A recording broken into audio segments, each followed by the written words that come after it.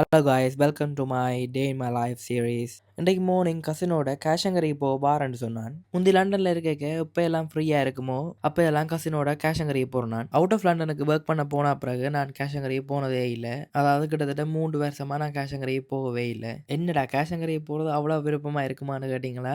S, அப்படித்தான். கேஷங்கரின்றது ஒரு ஹோல்சேலாக சாமான் வாங்குற இடம். மோஸ்ட்லி வந்து கடைக்காரங்கள்லாம் யூஸ் பண்ணுறவங்க. கனகாலமாக வராதால அப்போ கசின்கிட்ட கேட்டேன்னா நான் இந்த இன்றைக்கு வாரேன்ண்டு. ஸோ அவரும் கூட்டிகிட்டு போனவர் என்ன. எனக்கு என்னென்ன சாமான் வாங்குறேன்னு தெரியாது.